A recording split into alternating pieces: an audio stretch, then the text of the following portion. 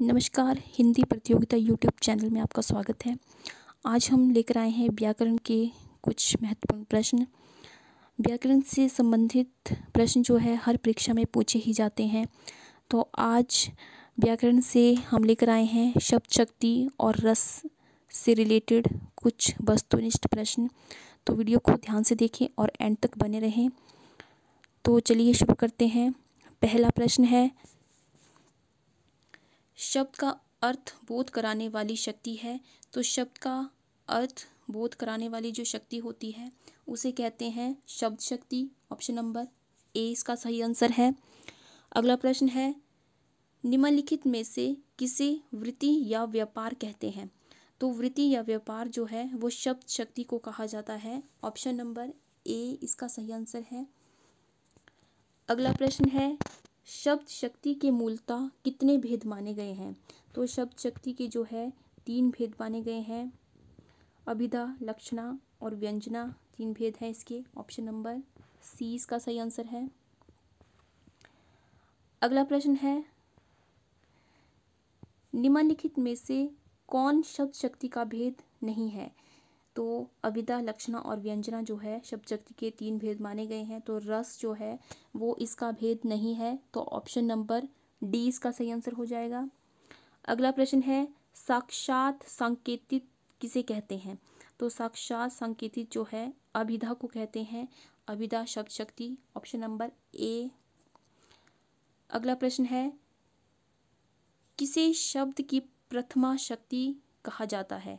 तो प्रथम शब्द की जो प्रथमा शक्ति है उसे अभिधा शक्ति जो है, अभिधा शब्द शक्ति है जो इसे शब्द की प्रथमा शक्ति कहा गया है। ऑप्शन नंबर ए इसका सही आंसर है। अगला प्रश्न है, बैल खड़ा है इस वाक्य में प्रयुक्त शब्द बैल में कौन शब्द शक्ति पाई जाती है। तो इसमें भी जो है अभिधा शब्द शक्ति पाई जाती है। ऑप्शन नंबर ए इसका सही आंसर है। अगला प्रश्न है, लक्षणा की शर्तों की संख्या है। तो लक्षणा की जो शर्तें हैं वो 3 मानी गई हैं। ऑप्शन नंबर सी इसका सही आंसर है। जो 3 बाधाएं हैं इसमें जो 3 शर्तें मानी गई हैं वो है मुख्यार्थ में बाधा, मुख्यार्थ एवं लक्षणा में संबंध और रूढ़ि या प्रयोजन। जो ये 3 शर्तें हैं वो लक्षणा शब्द शक्ति में जो मानी गई हैं। तो ऑप्शन नंबर 3 इसका सही आंसर है। अगला प्रश्न है, निम्नलिखित में से कौन लक्षणा की शर्तों में शामिल नहीं है। तो व्यंग्यार्थ जो है वो लक्षणा की शर्तों में शामिल नहीं है। ऑप्शन नंबर डी इसका सही आंसर है।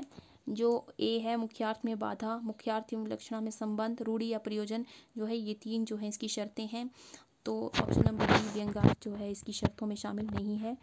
अगला प्रश्न है, जहाँ मुख्यार्थ की बाधा होने पर रूढ़ि या प्रयोजन के कारण मुख्यार्थ से संबद्ध अन्य अर्थ लक्षित हो वहाँ शब्द शक्ति होती है। तो वहाँ पर जो है लक्षणा शब्द शक्ति पाई जाती है। ऑप्शन नंबर बी इसका सही आंसर है, लक्षणा शब्द शक्ति। अगला प्रश्न है, अनिल ने सुनील से कहा तुम बैल हो। इस वाक्य में प्रयुक्त शब्द बैल में कौन सी शब्द शक्ति है। तो इसमें भी जो है लक्षणा शब्द शक्ति पाई गई है। ऑप्शन नंबर बी इसका सही आंसर है। अगला प्रश्न, मुहावरों और लोकोक्तियों में जिस शब्द शक्ति के जरिए अर्थ ग्रहण किया जाता है वह है। तो मुहावरों और लोकोक्तियों में जो है लक्षणा शब्द शक्ति के जरिए ही अर्थ ग्रहण किया जाता है। तो ऑप्शन नंबर 20 का सही आंसर है, लक्षणा शब्द शक्ति। अगला प्रश्न है, रूढ़ा और प्रयोजनवती किस शब्द शक्ति के भेद हैं। तो रूढ़ा और प्रयोजनवती जो है वो लक्षणा शब्द शक्ति के भेद हैं। ऑप्शन नंबर 20 का सही आंसर है। अगला प्रश्न है, अभिधा और लक्षणा के असमर्थ हो जाने पर जिस शब्द शक्ति के माध्यम से शब्द का अर्थ लिया जाता है वह है। तो वह व्यंजना शब्द शक्ति है। ऑप्शन नंबर ए इसका सही आंसर है। अगला प्रश्न, शाब्दी एवं आर्थी किस शब्द शक्ति के भेद हैं। तो ये भी जो है व्यंजना शब्द शक्ति के भेद हैं। ऑप्शन नंबर सी इसका सही आंसर है। तो ये थे शब्द शक्ति के कुछ महत्वपूर्ण प्रश्न। आगे हम देखते हैं रस से संबंधित कुछ महत्वपूर्ण प्रश्न। तो पहला प्रश्न है, रस से संबंधित स्थायी भावों की कुल संख्या है। तो स्थायी भाव जो है वो 9 माने गए हैं। ऑप्शन नंबर ए इसका सही आंसर है। अगला प्रश्न है, शांत रस का स्थायी भाव क्या है। तो शांत रस का स्थायी भाव जो है वो निर्वेद है। ऑप्शन नंबर डी इसका सही आंसर है। अगला प्रश्न, श्रृंगार रस का स्थायी भाव क्या है। तो श्रृंगार रस का स्थायी भाव जो है वो रति है। ऑप्शन नंबर डी इसका सही आंसर है, रति। अगला प्रश्न है, विस्मय स्थायी भाव किस रस में होता है। तो विस्मय स्थायी भाव जो है वो अद्भुत रस में होता है। ऑप्शन नंबर सी इसका सही आंसर है। अगला प्रश्न, किलक अरे मैं नेह निहारूं, इन दांतों पर मोती वारूं, इन पंक्तियों में कौन सा रस है। तो इन पंक्तियों में जो है वो वत्सल रस है, वत्सल रस है। ऑप्शन नंबर सी इसका सही आंसर है।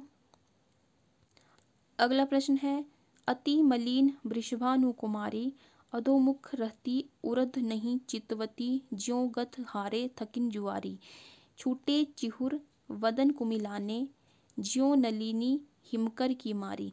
इन पंक्तियों में कौन सा रस पाया गया है। तो इन पंक्तियों में जो है विप्रलंब श्रृंगार रस पाया गया है। ऑप्शन नंबर सी इसका सही आंसर है।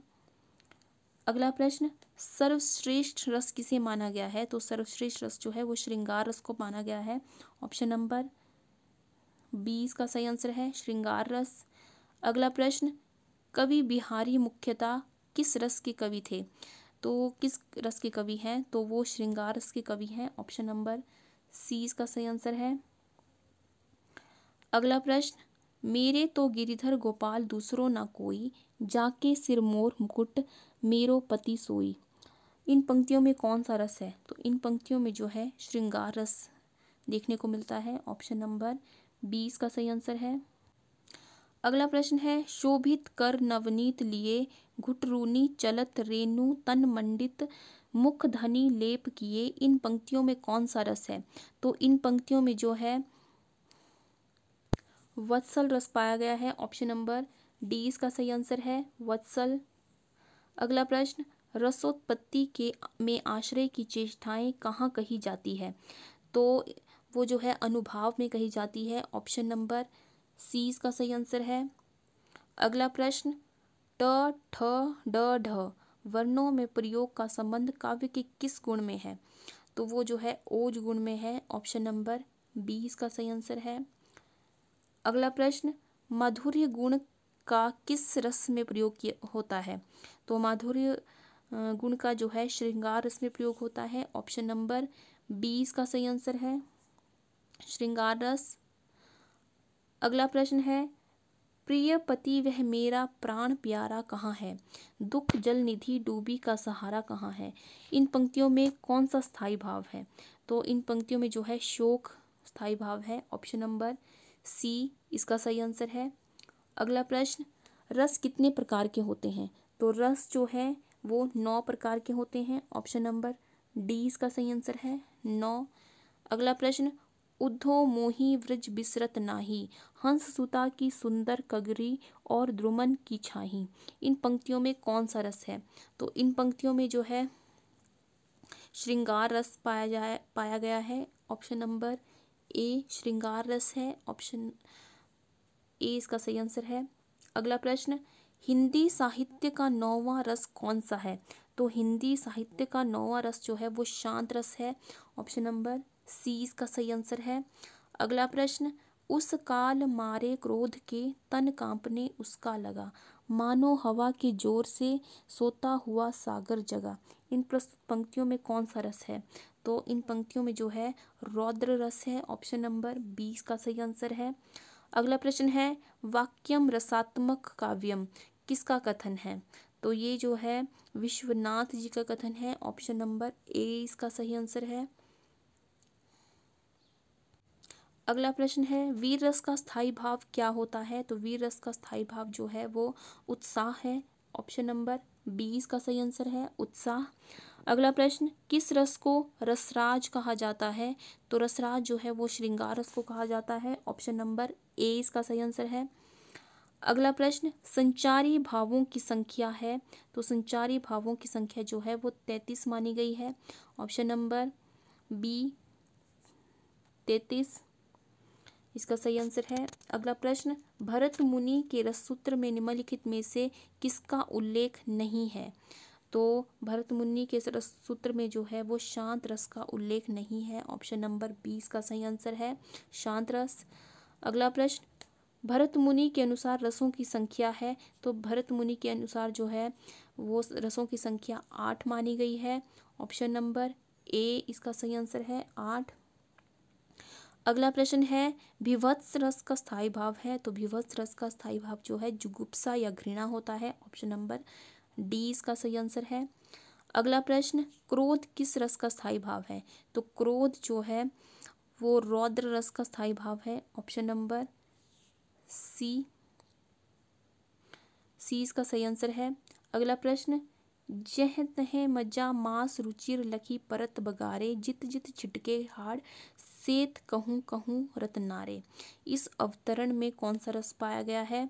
तो इसमें जो है वो विभत्स रस पाया गया है। ऑप्शन नंबर ए इसका सही आंसर है। अगला प्रश्न, केशव कहीं न जाई का कहिए, देखत तब रचना विचित्र अति समुझी मन ही मन रहिए। इस काव्य पंक्ति में है, तो इस काव्य पंक्ति में जो है वो अद्भुत रस है। ऑप्शन नंबर डी इसका सही आंसर है। तो आज की वीडियो में बस इतना ही। तो ये थे कुछ शब्द शक्ति और रस से रिलेटेड कुछ क्वेश्चंस। आई होप आपको ये वीडियो पसंद आया होगा। तो वीडियो को लाइक करें, शेयर करें और हमारे चैनल को सब्सक्राइब करें। नीचे दिए हुए बेल आइकन को प्रेस करें ताकि आपको आने वाली वीडियो की नोटिफिकेशन मिलती रहे। मिलते हैं अगली वीडियो में कुछ नए विषय के साथ। तब तक के लिए जय हिंद, जय भारत।